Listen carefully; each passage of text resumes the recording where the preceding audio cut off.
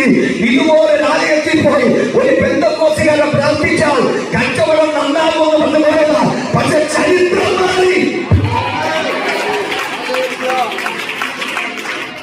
ചരിത്രം മാറി.